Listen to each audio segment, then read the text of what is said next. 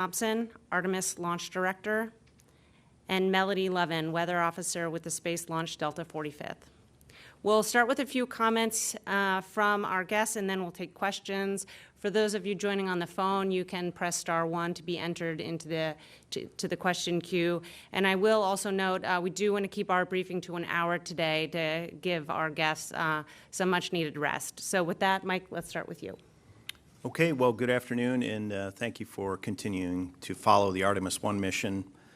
If you recall, 2 days ago, we had a scrub following the August 29th launch attempt, and we needed a little bit of time to assess our risk posture headed into a subsequent launch attempt, and we reviewed that today as a mission management team. A little bit of time helped us work through all of the information that we gathered from the first launch attempt, and we worked through a number of issues, and we discussed our risk acceptance rationale for a subsequent launch attempt.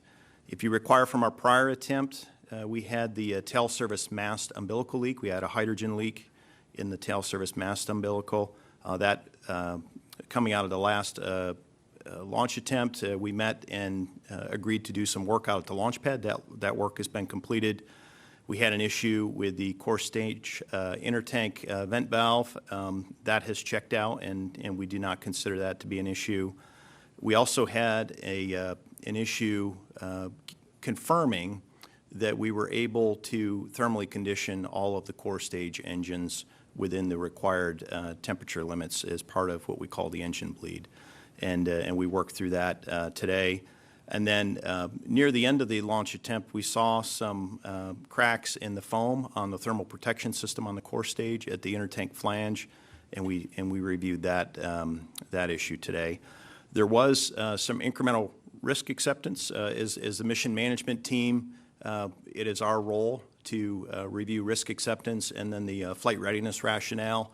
And then we also have requirements change authority following the agency flight readiness review, and we review any changes from the previously accepted risk baseline that we had at the agency FRR.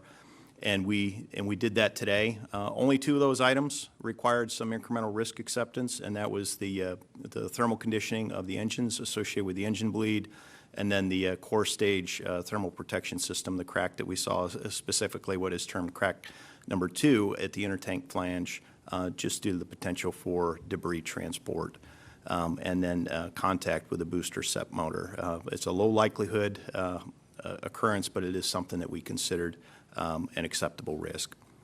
So we reviewed our risk acceptance rationale and our overall risk posture, and we are setting up for a launch attempt on September the 3rd, Saturday, and we're comfortable with our flight rationale and risk acceptance there. In addition to that, we did have some late analysis come in associated with an off-nominal performance scenario where if we have, and this, we're not planning on this, but should we have a underspeed at the completion of the translunar injection maneuver, it shows that our trajectory would put us into what we call an eclipse violation, which is a power production issue for the Orion spacecraft. So as a result of that, it is specific to the September 4th launch opportunity. We agreed to take that off the plate. So we are, again, proceeding into our Saturday launch attempt. We're comfortable with our risk posture. That said, there's no guarantee that we're going to get off on Saturday, but we're going to try.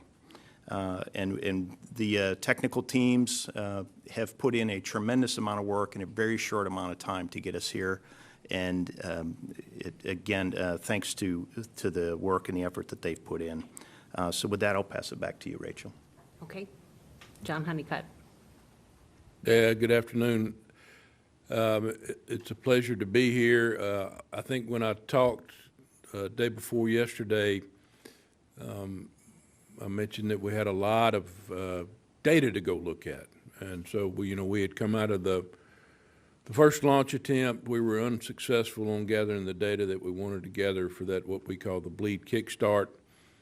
The team has done a tremendous amount of work starting right after the launch, even up until this morning and to the noon hour, leading us into the MMT meeting. What I would tell you is they just did an outstanding job nailing it flat, and we'll share some more of those technical details. But, you know, at a high level, we have convinced ourselves without a shadow of a doubt that we have good quality liquid hydrogen going through the engines, and there's no fuzz on that. We've also, through the course of analyzing the data, looked at 5 additional measurements that we can look at to assure ourselves that we are getting that quality data, and that's on the engine. That's on the engine side, and then on the core stage side, we were able to go back and verify that the core stage is providing the amount of hydrogen and the quality of hydrogen to all 4 engines. And so I'll turn it, I say Dr. Blevins and his technical team just did an outstanding job working through that, and we'll share some of those details, I'm sure, as we get to the questions. Okay. John Blevins? Yeah, I'll just add that we do have an outstanding team, and they did look at the data. You know, we had some things we were looking for in Launch Attempt 1 that were combined with what we expected to do in a wet dress, and so we had some sensors that didn't tell us what we thought we would do, and we did the right thing by standing down with that uncertainty on Monday. But we have confirmed that we did have good flow through those engines. We know we can chill those engines. We're ready to proceed that way to launch. You know, the SLS team does a lot of other things, and as Mike mentioned, we brought some other things. We inspect the vehicle. We brought the concerns we had over any TPS as minimal as they are forward, and we've analyzed, and the teams are ready to support launch attempts on Saturday. Okay, thank you. Charlie? Well, good evening, everyone. It's great to be back here talking to you about our preparations for Launch Countdown. I think we met and talked just a couple days ago, and when we had our last press conference on Tuesday, we had finished up our safing and securing out at the pad, and we were getting ready to send the access stand out so that we could begin work on the LH2 TSMU purge can, where we detected that leak during our tanking operations. That work is all behind us. We finished up the work. We were able to find what we believe is the source of the leak and correct that. And that purge can's been put back together. We have leak tested it at ambient conditions and also done some flow-through tests with our HAZGAS system, and we believe we're in a good configuration for the next loading attempt. We also went back based on what we saw during the, and working with John's team, looking at any countdown enhancements that we might need to make. We have made a couple of changes as we prepare for this next loading operation. And really what that means is that we're going to start our LH2 chill down, the facility side of the chill down, right around the same time that we begin our LOX chill down. So that'll allow us to begin that kickstart bleed a little bit earlier, and we'll pick up that kickstart because I know I'll probably get a question about when that is, and we'll start that just about 8 o'clock on Saturday morning. So we've made a couple of changes to the countdown. Our teams have been very busy in Firing Room 3 running against the model. We finished up 2 days of that testing to make sure that we had our procedures all down and ready to go. It didn't require any software changes. It was just the procedures that we go through, but we also want to make sure that we have those ready to go. And everything right now is on track. We have remained in Launch Countdown. I know some folks think that, you know, Launch Countdown, it starts 2 days prior. Sometimes when we're in a scrub, we stay in Launch Countdown, and that's what we have done this particular time. We've been in originally in a 96-hour scrub. Of course, we added a day on to go do this purge can work. And we've also taken replenishment of both LOX and hydrogen. Both tanks are topped off, which is great. And so we are on track to support our 0557 tanking operations on Saturday morning, setting us up, as Mike said, for that 217 window open. Okay, thank you. And Melody? All right, good evening, everyone. You got to me a little faster than I thought. Anyway, as I was walking over here, I noticed a lot of anvils kind of streaming in from the west coast, and I even saw some mammatus clouds out there. So let's go ahead and look at satellite and see what's going on. So basically, right now, we actually do have offshore flow, meaning flow out of the west coast, or generally a westerly flow.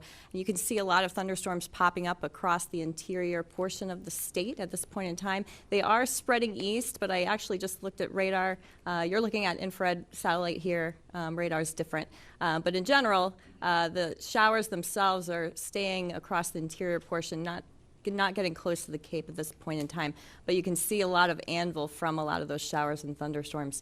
But anyway, this pattern that we have today is actually going to be transitioning into more of an onshore flow regime as we get into tomorrow, and that is mainly due to the fact that we'll have a ridge that's building across the state of Florida. And what it will do is deliver easterly flow, and that easterly flow will stay intact for several days.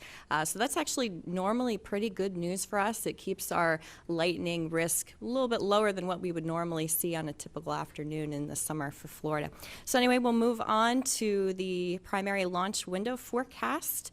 And with that, you can see I have a 60% go for the launch window when it opens up in the early afternoon on Saturday. Winds pretty steady out of the east at 8 to 12 knots, which if you want to convert to miles per hour, that is 9 to 13 miles per hour. I know there's some weather nerds out there that might pick up on that. But anyway, temperature pretty warm, as you can expect. It is Florida, 86 degrees. Our main concerns for the primary launch window will be the cumulus cloud roll and the surface electric field rule.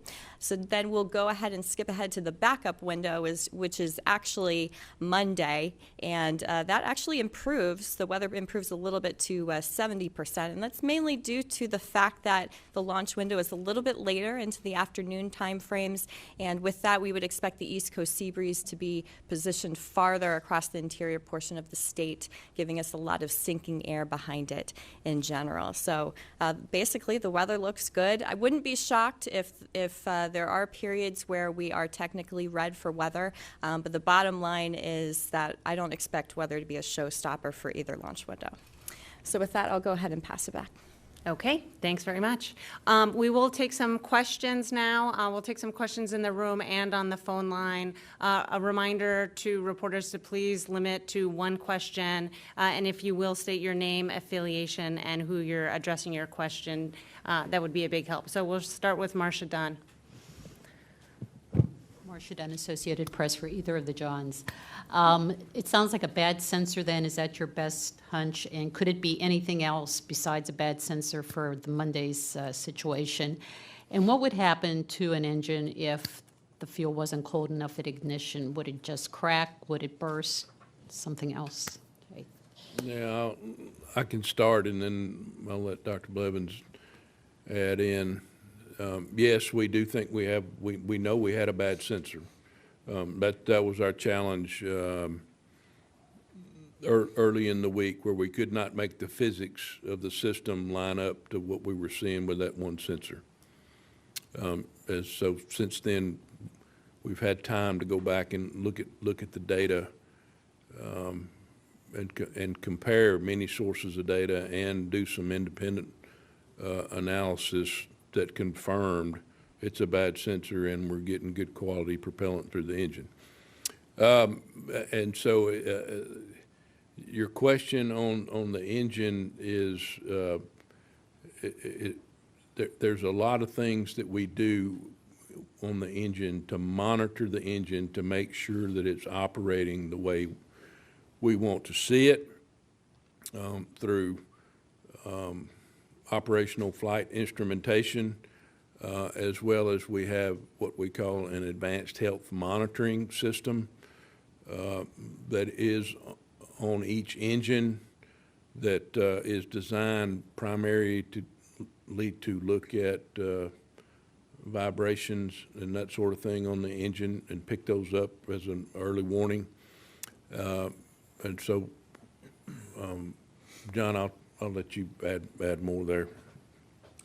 Yeah, let me follow up. The problem in part with the sensor is during ranges of temperature, it gave us the right slopes. It seemed to work fine, and then it did not give us an indication that we expected at the very cold temperature. So it really was an interesting signal, and that's part of the pause. It didn't just fail off scale or anything. So, but John is right. It is conclusive that that sensor was not a witness for what we were looking for. It's absolutely true. On the engine side, we do have advanced health monitoring. The reason we chill the engines for numerous reasons, but the primary one is for the high-pressure turbopump bearing. And that high-pressure turbopump bearing doesn't have to be all the way as cold as the liquid, but it's got to be cold. And if we know the liquid is going through, then we know it's about that temperature, and that gives us margin to that problem. And if it starts up and it's not cold, then it can skid. Ultimately, that causes excess wear on startup. That would manifest potentially as a shutdown during flight. It would be a red line. It wouldn't be, I'm not sure how you characterized it, but it wouldn't be an uncontained failure generally for that particular issue. I mean, but as John said, we have advanced health monitoring on the engines for a reason. These are high performance, really the highest horsepower per mass device that has ever been built. And so we need that health monitoring, and there's numerous things that we're looking for when we do that. So, but the sensor was bad, and in this case, what we're protecting against is a bearing skidding on startup and causing excessive wear. Bill Harwood. Yeah, hi, Bill Harwood, CBS. One question, Rachel, but it's got 2 or 3 parts, so sorry about that. No, it's pretty straightforward. What gets masked? I'm assuming you have to mask out the suspect sensor, but where in the software do you tell it this is okay to start an engine, this is not okay to start the engine, and where would that occur? Is that before terminal count, or would it be at ALS transition? How does that work? And what, I guess another way of asking that question is, what tells the computers that the engines are at the right temperature to start? I mean, how is it knowing it's at that 420 degrees John mentioned yesterday to be able to press ahead with start?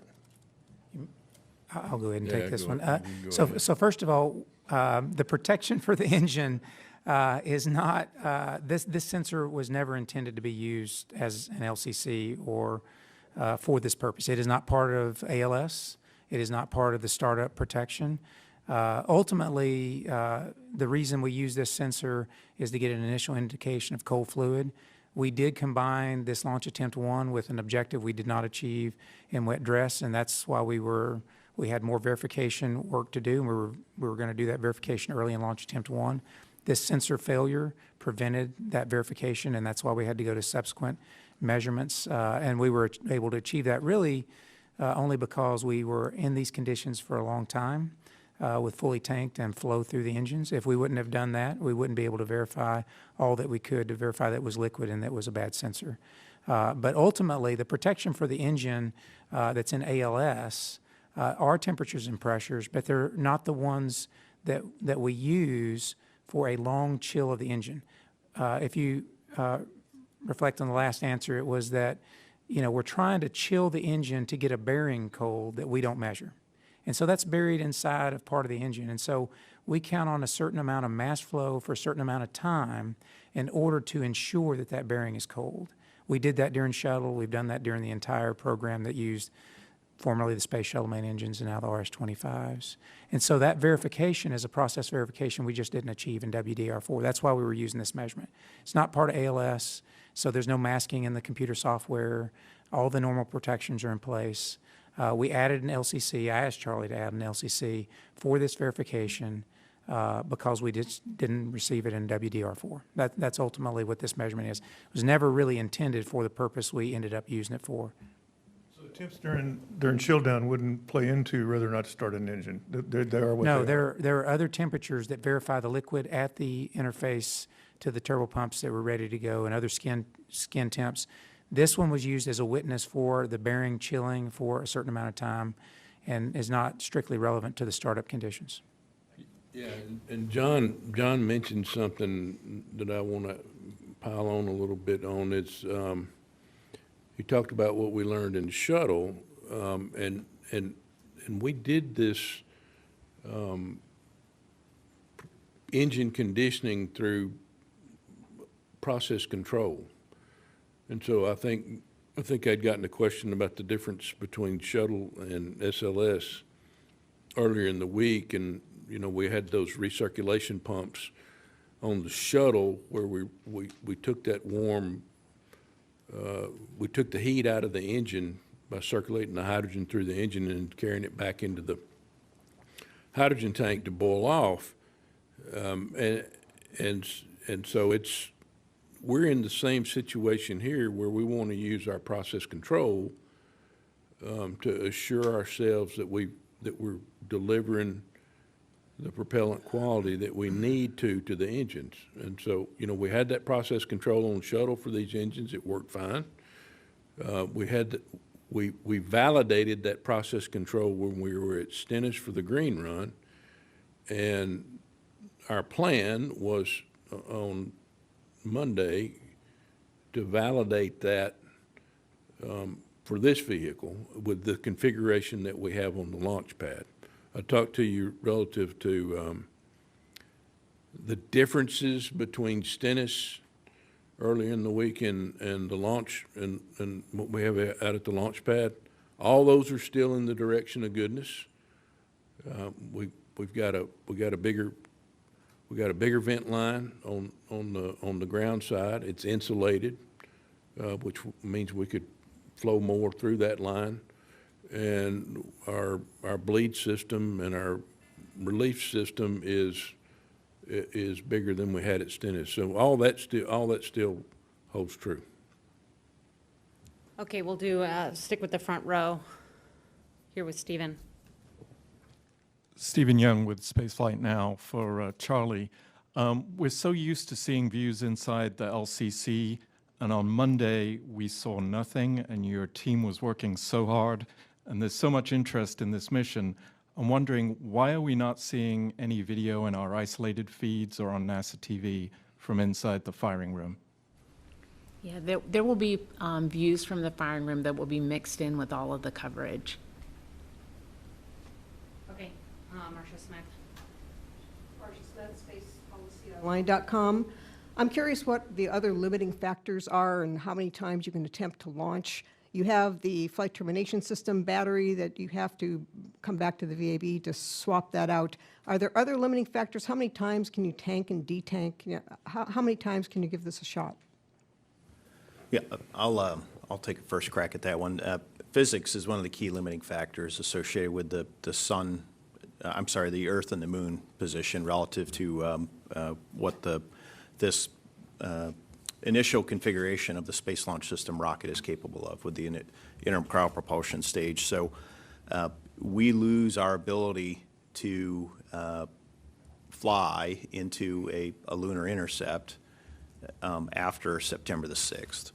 And that's one of the key limiters. There's also the flight termination system. It's essentially a reliability check in the interest of public safety. And I don't know, Charlie, if you have any others to add on that, but those are kind of the key drivers at this point.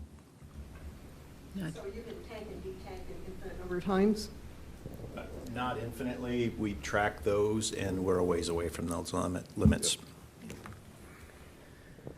Okay, Stephen, and then we'll go to Irene.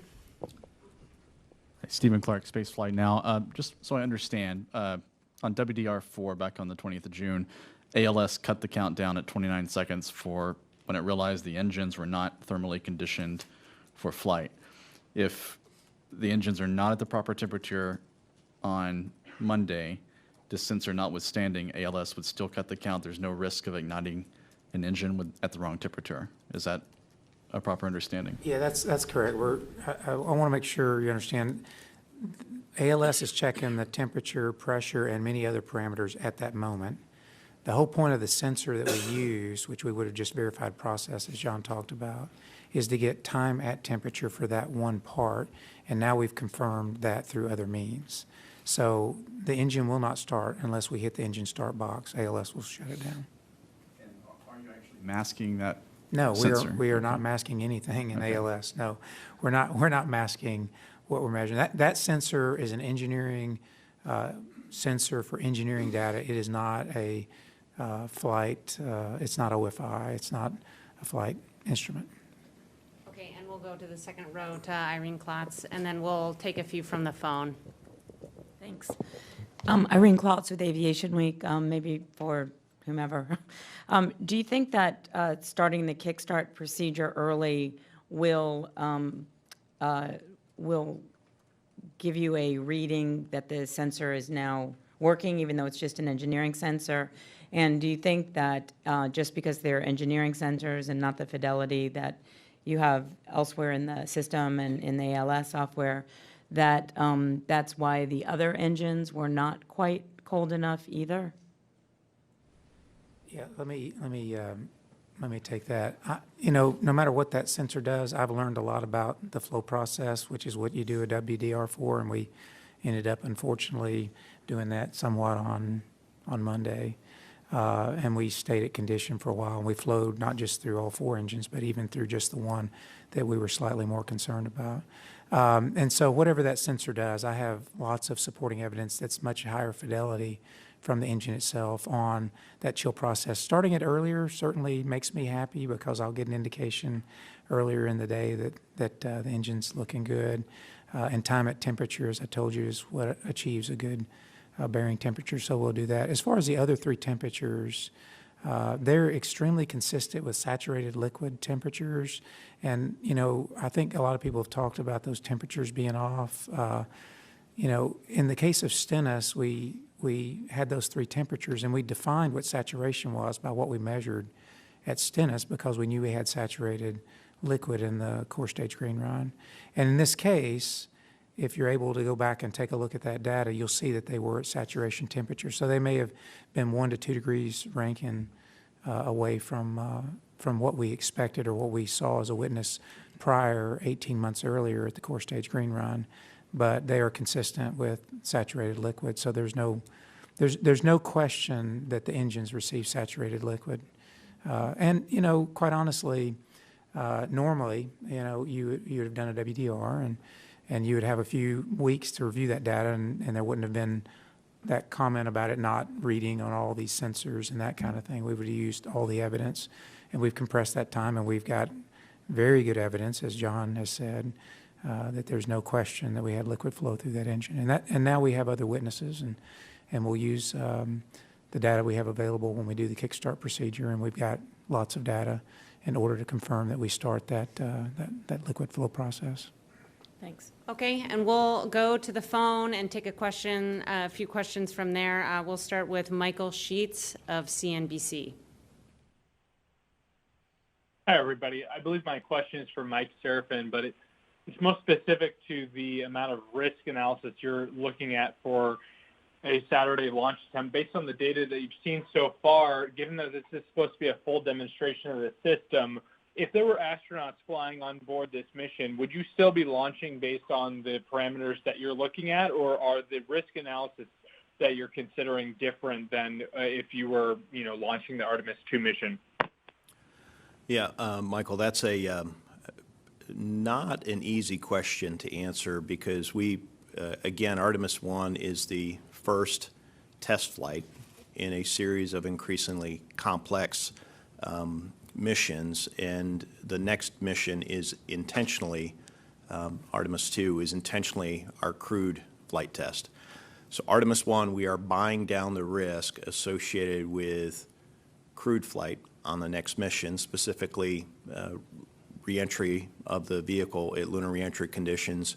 In order to get there, we have to set up those initial conditions using the performance of the rocket by getting it to the lunar reentry conditions. The rocket has to deliver us to the point of translunar injection. We want to shake down the spacecraft through flying out through the Van Allen radiation belts, the orbital debris field, and operate it in the deep space environment. Those are all things that we have to do with crew on board on the very next mission. And we know that there's risk involved with this first mission, but in terms of the incremental risks that we dispositioned today at the mission management team, it was a marginal increase in risk. And we are clearly ready to fly on Saturday with an understanding of what that risk is. We would have a very similar discussion on Artemis 2 if we had any of the conditions that we're seeing on this flight, and we would make an appropriate decision. So it's a hard question to answer because it presumes that we are successful on Artemis 1, and there's a non-zero chance that we will find something on Artemis 1 that will cause us to reassess our risk posture on a crewed flight. We'll stick with questions on the phone, and we'll take our next question from Lauren Grush with Bloomberg. Hi, thank you for taking my question. So correct me if I'm wrong, but it sounds like the sensor that caused all the drama is separate from the critical sensors and other data inputs the engine computers use to know that they're in the right launch configuration. So why do you need that sensor at all? And was there an option during the countdown to cross-check against those engine sensors and inputs? Or are you saying that there wasn't enough time to do that? Thanks. Yeah, that's a good question. We do not need this sensor for flight. The sensor was set up to be engineering information for a chill-down confirmation process. And what we're trying to do is make sure that we have cold liquid for a certain amount of time, just like we did on shuttle, to infer that the rest of the hardware is cold, and that's what we're trying to do is just chill that down. That's why we call it the chill process. This sensor is not used for that time. Those sensors were deadheaded that you would use at that particular time and were not appropriate references for us. In fact, that's not what we're using to confirm that we had liquid flow through the engine per se. And so, that it was an engineering analysis where we combined the wet dress with the launch attempt, and we were unable to confirm that chill process, and that's what stopped us. Yeah, and John, let me add a point here. We had a plan going into the August 29th launch attempt, and it used these sensors to help confirm the proper thermal conditioning of the engines. We had trained that plan, and then we ran into other issues. We ran into a leak at the tail service mast umbilical, and then we had a vent valve that was not operating properly. So we were off the script in terms of the normal tanking operation, and the team did a fantastic job working through the managing of a hazardous condition. And one of the worst things that you can do when you find yourself in a hazardous condition is just go even further off script and to deviate and get into an operation that you're not prepared or trained for. So the team did absolutely the right thing on the 29th, and they knocked off the operation, and they knocked off the test, and they got us into a safe configuration, and then they spent the last couple of days reviewing the data. And that was absolutely the right thing to go do. 2020 hindsight, these particular sensors, we know aren't the best cue to work off of. And we've reassessed the plan, and we have a great plan moving forward. We understand the risk posture associated with getting the engines thermally conditioned. And the team was asked today very specifically, are you ready to go load the vehicle with this earlier tanking and earlier bleed flow operation? And the answer was absolutely yes. So I don't know, Charlie, if you have anything to add to that one. No, I think you covered it. Okay. Our next question is from Eric Berger with Ars Technica.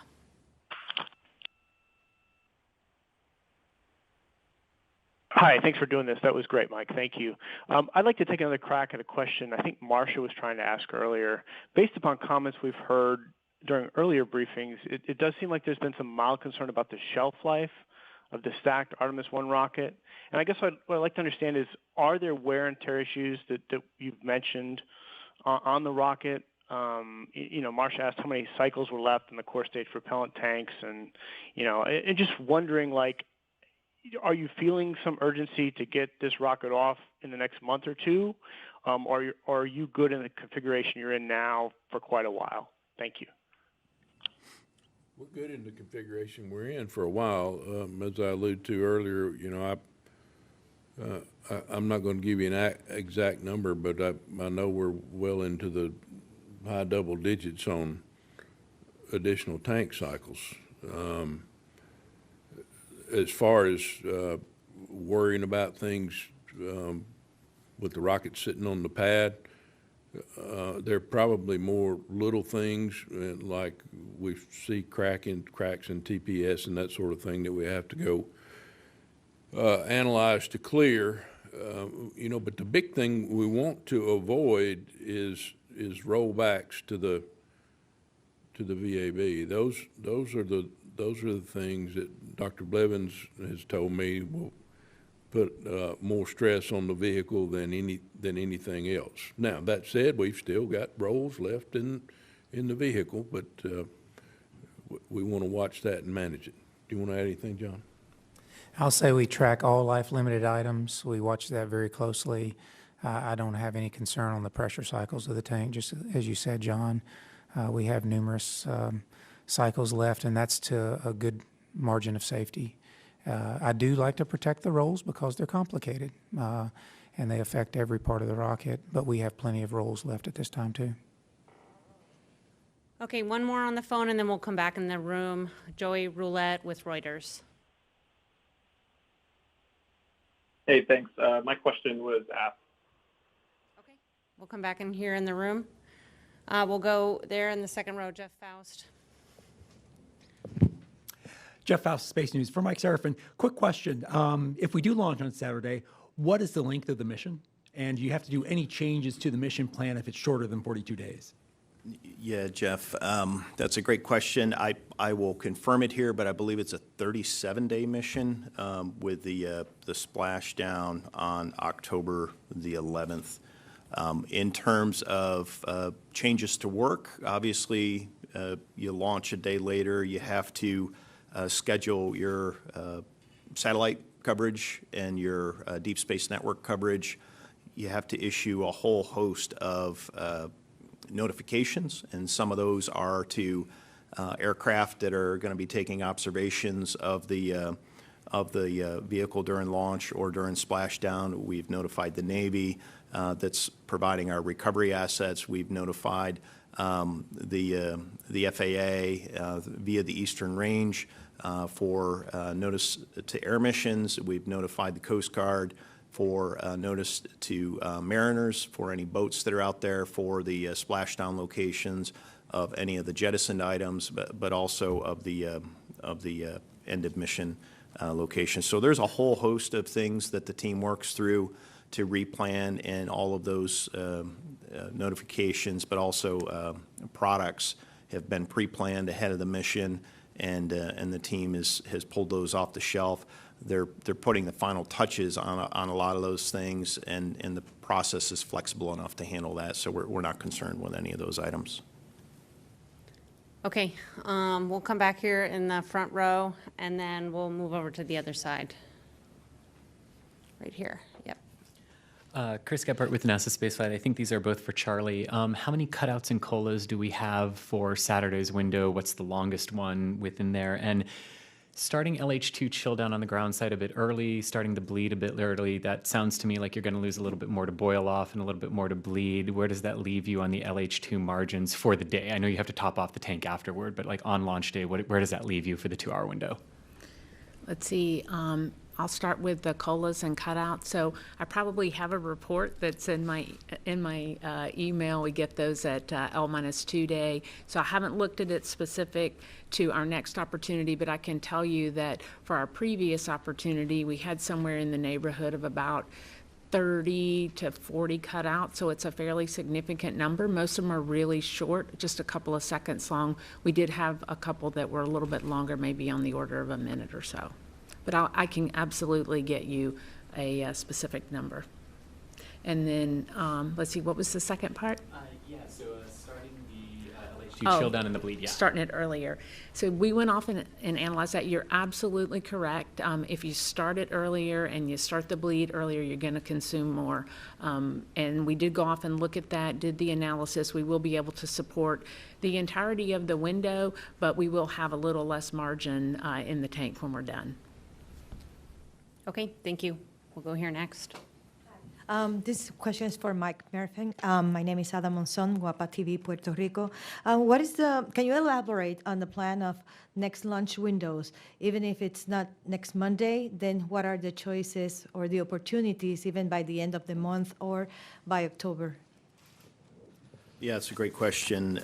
And for Jeff, I did verify that October 11th is our splashdown date, and it's a 37-day mission. So in terms of mission availability, we do have a reservation with the range for September 5th. So if we do not launch on Saturday, we'll be looking at a afternoon launch on the 5th. The 6th is in play. It's a fairly short launch window on the 6th of September.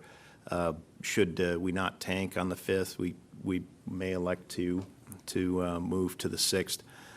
Once we get past the 6th of September, September the 19th is the earliest from a physics-based standpoint that we could pick it up. And then that launch period ends on October the 4th. Obviously, we would need to account for when did we roll back to the vehicle assembly building and what that looks like relative to where could we pick it up. We would also have to assess why did we roll back to the vehicle assembly building? Did we just simply not get lucky with weather and we had to roll back and check out the flight termination system again? Or was it a technical issue that requires access to a very specific part of the rocket? We would have to look at how long does it take to gain access, the availability of spare parts, or any reason that we would have rolled back. So there's a whole host of variables in there, but that gives you a sense of kind of the relative time frame. Okay, let's come to the other side of the room here. We'll go to Ken Kramer. Hi, thank you. Ken Kramer, Space Up Close. For Charlie Blackwell Thompson, please, can you talk a little bit more about the liquid hydrogen work you did on the purge can? How did you discover it? What did you do to fix it, and how do you determine it was fixed? Thank you. So, after WDR3, we also had a leak in the purge can, and while you never want to have a leak, it did give us an opportunity to really do a very close examination of what caused that leak. And so we learned a lot from that, and we learned what are all the things that you want to go check. And we took some very specific actions after WDR3. You may recall we were setting up very similar to what we did over the last day or so out at the pad. We were getting the access in place, and then we made a decision to roll back because we wanted to go allow the GN2 production plant to make the upgrades. And so we went back to the VAB and opened up the purge can. We looked at all of the penetrations that go into that can, the soft goods associated with it, looked at the gaskets, looked at the flanges, checked all the torques, and found that there was some relaxation in the torques on the flange, and we ended up retorquing them. We made a couple of changes to the drain assist purge. You may remember seeing the pictures. It was kind of a cantilevered, arrangement into the back of the can, so it kind of put a load on there.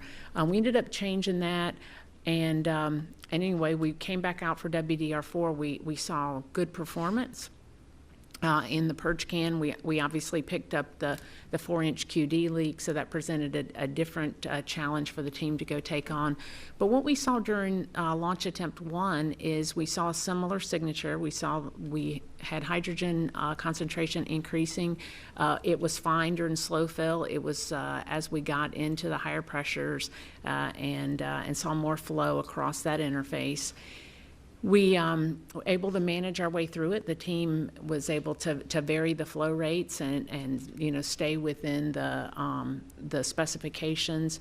But certainly we saw it reoccur during drain and recognized that we needed to go take a closer look at what was causing this. So as I said, we went back into the purge can out at the pad because we'd had the opportunity after WDR3 to come up with, here's the 3 or 4 or 5 things you need to go look at. We went and checked all those same things again, and what we found is in that 8-inch, in the purge can and in the 8-inch QD, there is a pressure sense line there.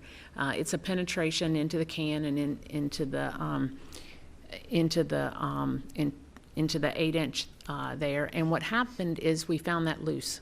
And we believe, we found that loose. So we changed out the seal around that pressure sense line. We retorqued it, and we believe that that is most likely the leak source. We checked the flange, the torques on the flange, everything was nominal. We did an inspection of the gasket, it was nominal, and we checked every other fitting there, and everything was found to be nominal. So finding that one item loose, we feel that that's most likely the cause. Now, as we've talked before, we did ambient leak checks, and afterwards, after we put it all back together, and we didn't find anything, but until you hit it with cryo, you really don't know for sure. So.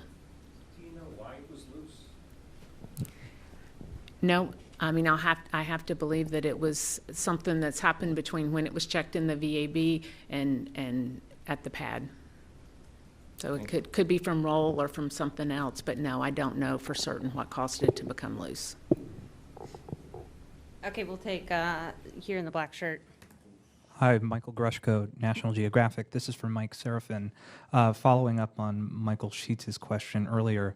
Earlier in the week, you gave an assessment that there was a 1 in 125 risk of loss of Orion based on all phases of flight. Now, you've added 2 incremental risk acceptances to the mix, the foam and then the engine conditioning. Do you have an updated number, and if so, what is it? We don't have an updated number. What I would say is there was no appreciable increase in risk. There was a delta risk acceptance because we know we have a crack in the foam. We have a nonconformance at the intertank flange area. We know its location. We know the approximate size, and there's a small likelihood that it could be liberated during launch, follow a very specific trajectory, and hit one specific location on a booster that could cause a problem. The likelihood of that is very low. In addition to that, as we talked with the engine bleed, the thermal conditioning, it really comes down to the fact that we haven't demonstrated it previously. We have a high confidence that we can get through this, given the indications that Dr. Blevins and John Honeycutt talked earlier. The team has more insight given where we are. We've trained it. We have a more robust plan than we had going into the launch attempt on the 29th. In terms of what that means to 1 in 125, does it change that number? Probably if you go way out in terms of decimal points, but there's no appreciable increase in risk. But we do talk about those types of things to ensure that we understand exactly what we're getting ourselves into before we commit the vehicle to flight. And next we'll go with Kenneth Chang, and then we'll take a few more from the phone. Hi, Ken Chang from New York Times for John Honeycutt or John Blevins. Could you explain a little more detail what was the issue with the vent valve on Monday and how you're confident it's not an issue going forward? Thank you. Yeah, so we did not have an issue with the vent valve. The vent valve is in the system where we had the leak. So the vent valve was inside of the intertank. It goes to the intertank structure, and then there's an umbilical there that vents out to the ground, and so the team saw the leak there. So it's probably better for Charlie to answer that one. Yeah, so I think John described it really well. So this is part of the hydrogen tank vent system. Goes out the umbilical arm, very similar to when we talk about the TSMU, right? There's a ground side and a flight side plate there, and the leak that we picked up was in that particular cavity. What we believe happened is, as we have seen with QDs or quick disconnects before, is when you change the environment on them very rapidly, sometimes you will see a shift in the seal. That's actually one of our troubleshooting steps that we do when we see a leak. Is we'll let the QD warm up, and then we will allow flow back across it to see if we can get it to seat. So what had happened in the particular situation that we saw with that is we had gone all the way through our loading. Everything was fine. We had nominal performance in that QD cavity, no issues at all. But when we got into the troubleshooting of the bleed issue, that QD warmed up. We had not had, we'd had the vent valve closed, so you're not really venting through that area, and it warmed up for quite an amount of time. And then when we opened it and we exposed it to a very rapid change in environment, both temperature and pressure, that's when we picked up the leak there. And as a matter of course, as we went through the drain operations a little bit later, and you saw, the QD chill down, you actually saw nominal, the leak kind of sealed itself. So that's why we have confidence going into our next tanking operation. Again, we've seen this in the past where you've had rapid change in temperature and pressure. Sometimes you'll see some change in the seal, and that's what we believe caused the issue that we had on our launch temp 1.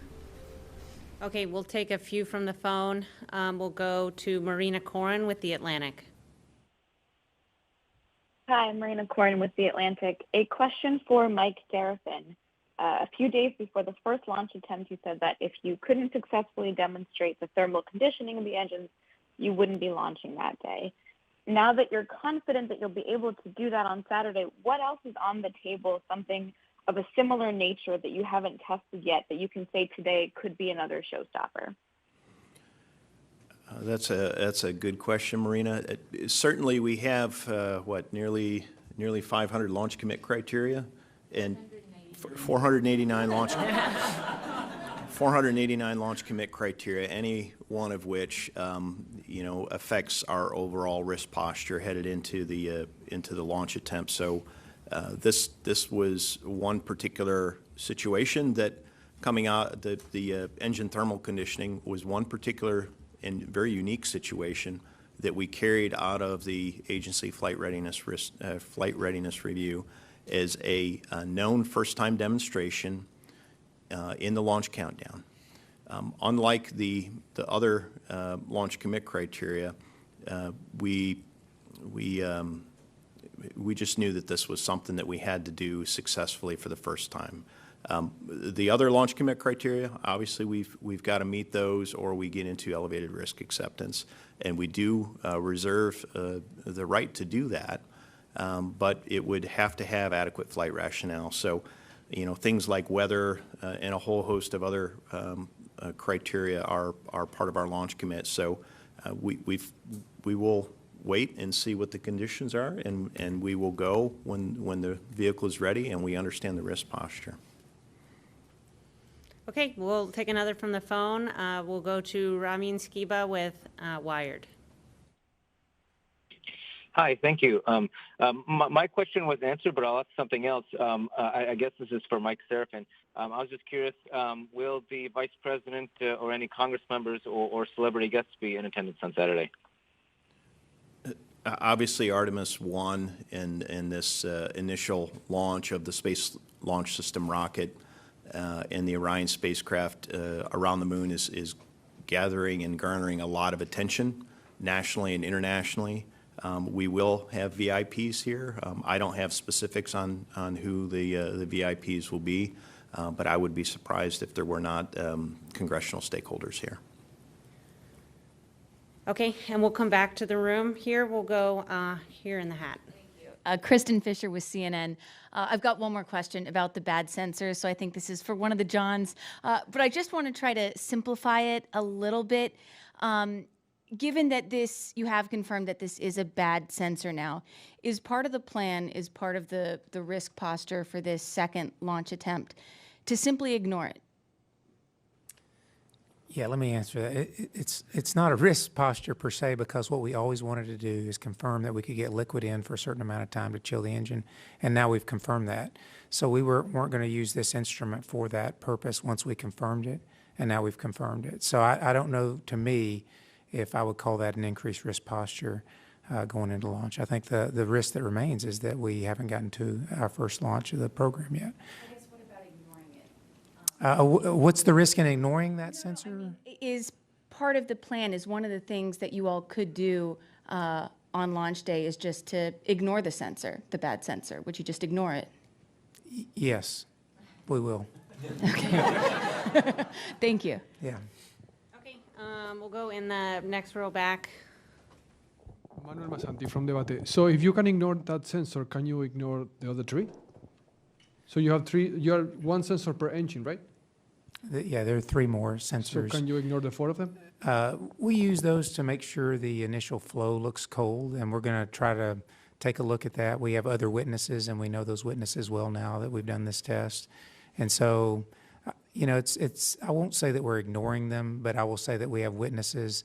What Charlie's doing for the engines is early in the count, and we will have sufficient time to verify we've got good liquid in the engines, regardless of what any of those sensors do. Okay, we'll go back and take a couple from the phone. Next up is David Curley with the Discovery Channel.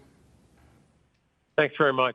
Honeycutt or Charlie, what are your tolerances? What is the margin? I asked this a couple of days ago. When hydrogen's coming out into the vent tube, what temperature should it be at? If you're trying to get to minus 420, what it should be at? And Seraphin, big picture, we're in the weeds here. We're Thursday after a scrub going into the next launch. What are you thinking? How are you feeling? Temperature. Yeah, what we're looking for roughly is, we're looking for saturation temperature, and that's a function of pressure, and it's around minus 420 F, as you mentioned. I'm not sure what you're asking about. There is margin between that. There's roughly 40 degrees Fahrenheit margin between what we need the bearing to be and what we're looking for the liquid to be. And with the time that we're using, we will have plenty of cold fluid through there. So, ultimately, this process really ensures there's virtually no risk that bearing isn't at the right temperature. So I don't know how to measure that in any kind of quantitative margin. I would just suggest we verify that we can chill the engines properly. Okay, and David, in terms of what am I thinking, what am I feeling, we got to show up, we got to be ready, and we got to see what the day brings.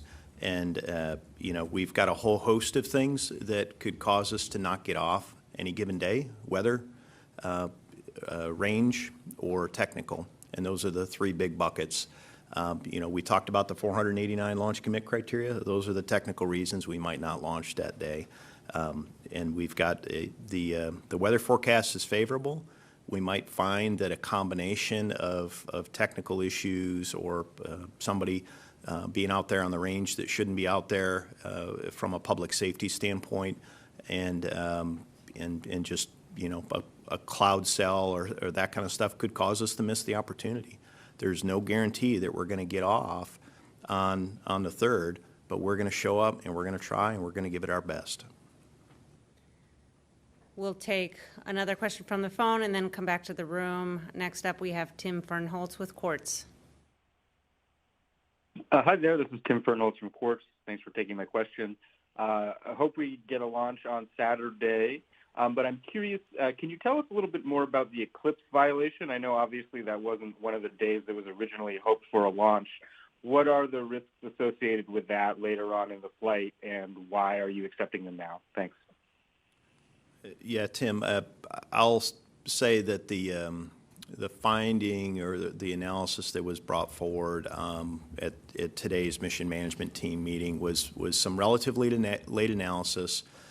Normally, the team prioritizes the normal mission plan first, the mission you intend to fly, and they go off and they analyze that, and they did that work. And then they start looking at all the what-if cases. What if we have a performance problem? What if we have a battery problem? What if we have a solar array problem? And this was one of those what-if cases, and it came back and it showed that we had a significant power deficit if we had a performance problem, and we expect the rocket to perform fine. We've looked at our performance margins. We have over 20,000 pounds of margin to our guided cutoff at the insertion altitude, and we have over 2,000 pounds of margin to the point of translunar injection. But the power deficit, should we have a performance problem through the point of translunar injection, was to the point where we did not think we could manage it on the Orion spacecraft side, just due to the geometry between the sun, the Earth, and the spacecraft as it was headed outbound towards the moon on that outbound leg. So we took it off the plate. That said, it's likely to be a moot point once we tank on the third. The fourth is off the plate anyway, simply from a commodity standpoint. So it was just a part of our look ahead, and it was, as I said earlier, the result of a what-if case that came in fairly late. Okay, and we'll take one final question here in the room, and then we'll go ahead and wrap up. We'll go in the second row here. Hi, Sophie Sanchez from Cosmic Chicago with Chicago Now. I think my question would be best posed to Charlie. Tuesday's briefing kind of brought up memories of the ICE team and the work they did during the final inspections of the pad, looking at things like abnormal engine temperatures and foam falling off due to cracks. What role do they have, if any, in final inspections of SLS? And did they provide you with any information or data during the countdown, or was it all coming back from the sensors, the data gathered? Thank you. So the ICE team is a really important part of my launch team, just like they were back in the Space Shuttle. And one of the things that they do today, just like they did back then, is they provide an L-1 hour report on all of their findings. One of the differences is that they utilize high-res cameras out at the pad, and we've specifically placed additional cameras so that they have multiple views, and they can look at that without having to be deployed to the pad. So we've allowed technology to assist them in doing their job, but the report in terms of the kinds of things that they're looking for, the report that they make is very similar to what they did with shuttle. It's just that they're doing it remotely. And we also have the capability, should we ever need to, if we had something where we felt like we needed to send them to the pad, we certainly have the capability to do that. We could send them in as a red crew to go evaluate something very specific. But what we have found is that the imagery that we get back in the control center has been more than adequate to evaluate all the different areas and the performance of the core stage. Okay, thank you. With that, I'd like to thank everyone for joining us today. We will have another pre-launch status briefing tomorrow morning at 9 a.m. Eastern, and our coverage of tanking operations starts on NASA TV Saturday at 5:45 a.m. Eastern, with our full launch coverage starting at 12:15 p.m., and our Spanish language coverage starts at 1 p.m. You can find more on our coverage plans and on the mission at nasa.gov/Artemis.